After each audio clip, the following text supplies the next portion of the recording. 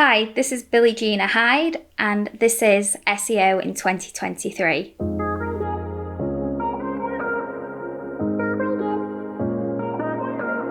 Billie, what's your number one SEO tip for 2023? My tip is using user-focused research to improve the search quality thresholds. User-focused research. Okay, so let's maybe dive into the why to begin with. Why carry out user-focused research? Well, it's absolutely mega important to ensure whatever you're putting out there online meets the purpose of your users and actually is helpful and isn't counterproductive. Ever since the helpful content update that was announced in August 2022, it's become a much more important factor within SEO. It was always incredibly important to have helpful content. However, now it's actually become a quality indicator for Google when they are doing their indexing and as they are basically just doing what they do. It's absolutely vital, and by including the user and putting them at the forefront means that you will rank better and convert more because you are providing a much more focused, successful strategy essentially. Okay, so that's the why. So let's move on to the how. How do you carry out user-focused research? So there's lots of ways that you can do this and prioritize this. For myself, I always advise and advocate for people to do this right from the beginning of any SEO strategy.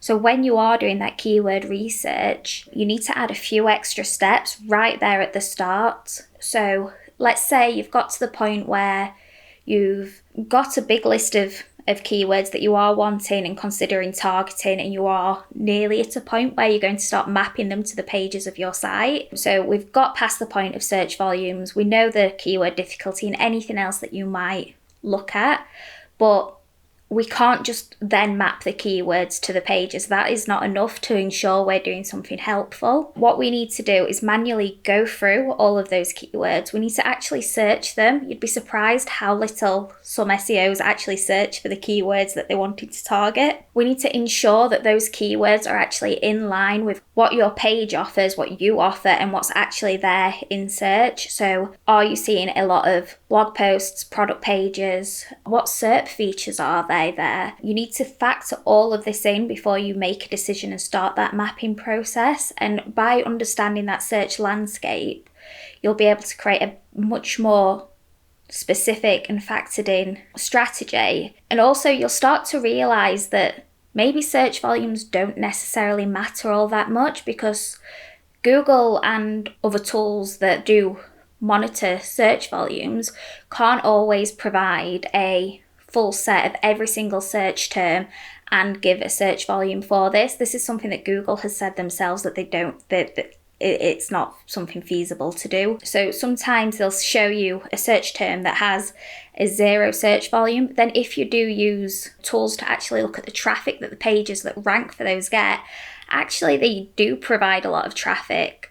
So we can't just trust volumes anymore. We need to trust what's out there in the landscape and be able to make sure our pages are in line with them and providing strong, helpful, useful content of whatever type it is, products, categories, blog posts, FAQs, anything. It needs to be in line with what the user is searching. And by being able to do that means that we're able to hit those quality indicators that Google uses much better, and you will rank higher, you will convert more by doing maybe a few extra hours of research right there at the start. Great argument. Yeah, absolutely. And I'm completely on board with you when you say search volumes don't really matter that much. There are, as you say, many inverted commas I'm doing in here, 0 volume keywords that exist. So a couple of quick follow-up questions. Number one, you mentioned that you can use tools to actually find traffic volume for allegedly 0 volume keywords. So firstly, what tools do you use? And then secondly, if you can't find any keyword volume, but you're still convinced that a keyword is the right to be attempting to rank for, how do you persuade stakeholders in an organization that you should be spending time doing this if you can't demonstrate how much keyword volume is available? For the first question there, some of the tools that you can use that I've personally used to do this are things like Ahrefs and SEMrush. You can search a term, you can see the traffic that's there rather than the search volumes.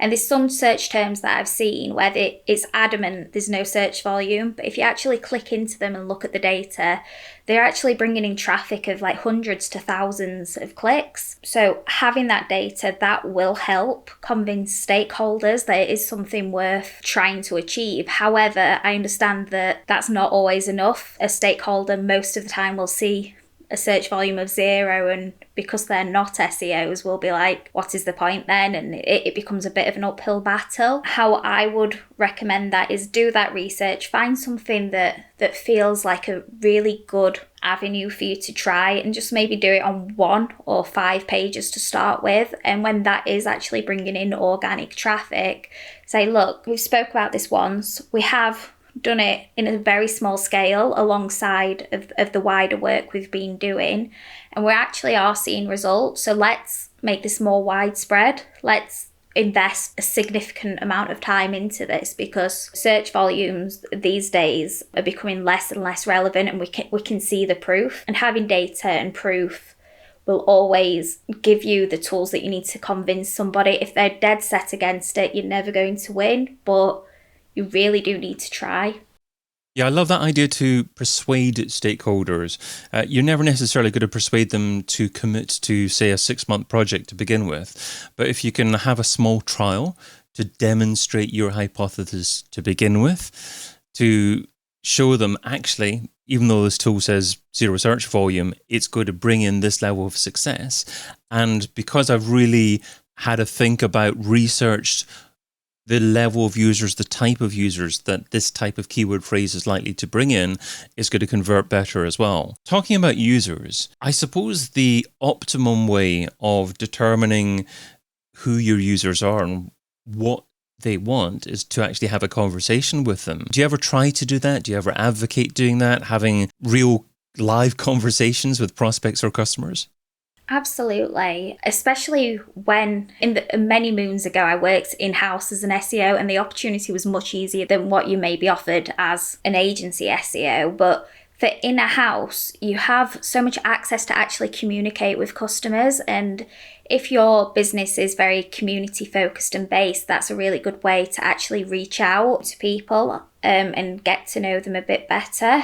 Definitely do it. Find opportunities where you can. I understand every business is different, so I don't know the nuances of actually being able to communicate with your users. It could be through forms. It might be actually by being able to actually interview them and sit down and talk to them. And my best advice, if you are agency based, is something that works really well for myself. So Billie, being user focused, that always makes me think of the importance of actually having conversations with users, one-on-one conversations. And to a certain degree, if people tell you things personally, then that's got to be the best quality information. Do you actually advocate having one-on-one conversations with users as well? Absolutely. It's mega important to really understand your target market. So previously I have worked in-house, and it was very easy for me to access the actual user base because it was a very community focused company that I worked for. So it was a case of actually being able to physically reach out and have those conversations with them, and they were very keen to help improve that company and its products. Every business is different, and the process to actually speaking with users may differ, but it is worth doing, whether it's through polls, actually having those one-on-one conversations or surveys. You can get information that way. If you are agency based, it is significantly harder to work with your client's customer base. What I have had a lot of success for, especially with SaaS or B2B companies, is by reaching out to my client and then asking, can I speak to your customer service or complaints team? And then actually sitting down and having conversations and learning about frustrations from the person that actually hears them, and then factoring in those learnings into the SEO process. I love that. So if you've got a new client, don't just speak to your direct contacts. Don't just speak to the marketers in your organization. Ask to speak to the customer service team, and you might get an entirely different insight into what customers actually are concerned about. What's One specific example of something that you did learn from a customer complaints team, customer service team that you just didn't know beforehand? I've learned so much. So, trying to pick one example, this one customer service complaint team actually were getting complaints because the business and the service they provided were made it available so people could put in certain, like, publish information on their website and share that, but for a cost. And there were two processes of you being able to publish this content through this site. You could either phone up and sit and go through and read out exactly what you wanted word by word, or you could do it online. And the business itself were really pushing for those online availabilities and for it to go that way, so they didn't need to have that physical resource. But the frustration they were actually getting a lot is they'd start doing that process and the website was really slow, and they'd be going through and putting through the content they wanted to publish, and the website would actually time out and it'd never get published, and it was just like a recurring service. But because the payment and everything was going through a third party, the business weren't actually picking up that issue was there. So the people would try and give up, and then find out that they can phone up to do it. And then they'd phone up and be like, I've been trying for hours to do this. I've been wasting my time. And they'd put a lot of this frustration onto the customer facing salesperson, and the wider business was completely unaware because these complaints weren't passed on, because afterwards they just hand wrote that content, published it, and then the problem was out of the way. It was a severe communication issue that was going on with them, but it also showed there was big technical problems. There were things that the SEOs could help fix, that we could better signpost when those issues happened to that number and things like that, rather than it being such a faff. And being able to do that by having them conversations meant we could solve it. If we didn't, it'd probably still keep on going until someone got to like boiling point about it and took it to social media or something.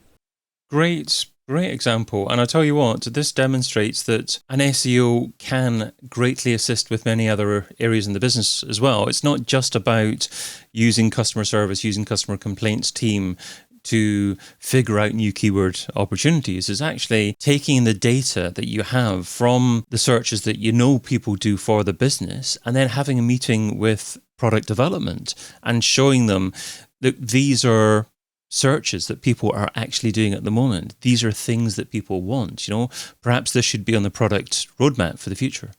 Exactly. And this issue influenced the content creation we was doing there as well. So we could create something user focused because we knew they were a pain point. We knew there were a timeline till this were going to actually get resolved. It weren't as high priority as it should have been. So we could create something and be like, instead of it just being a click to do this, we could create a landing page and add an extra step to the process, but signpost that person service was there at the moment, and also create a better user journey. And whilst we were working on this and we created this page, we could actually we positively impacted the conversions, because instead of someone clicking the link, trying and then giving up, the person had clicked the link, get back to that landing page and be like, okay, they can find that number easier. But the business before kind of kept that a bit secret. So we positively increased those sales by finding a problem and not even fixing the problem, just by creating something that actually helped the user. So you've shared what SEOs should be doing in 2023. Now let's talk about what SEOs shouldn't be doing. So what's something that's seductive in terms of time, but ultimately counterproductive? What's something that SEOs shouldn't be doing in 2023? SEOs absolutely should not be doing. I think this is probably something that's said every single year, but going forward with the helpful content update, everything that's happening, it means search and the entire search landscape could change in the next year, because if content becomes more helpful, it means there's going to be how things are crawled and indexed is going to be changed. Everything's going to change there basically, and Google's going to be able to quickly find something that's significantly more beneficial to the user, and that is going to kill off people copying and pasting, running something through a paraphrasing tool and publishing it. That is going to have to die out because that is not how search works anymore. And search is only going to get more advanced. With this new quality indicator, it's getting more advanced, it's getting more human. It is about humans, and by churning out rubbish, it's just not going to fly anymore. You're not going to see the results you did in 2022. It's definitely got better in the past 10 years. It's going to get so much more concise, and it's going to lead to such big changes at Google. So just stop copying what others do and talk about what you do well and help your users. Great advice. Billie Hyde is the Learning and Development Manager at Salt.agency. Billie, thanks so much for being part of SEO in 2023. Thank you. Get your copy of SEO in 2023, the book, over at SEOin2023.com.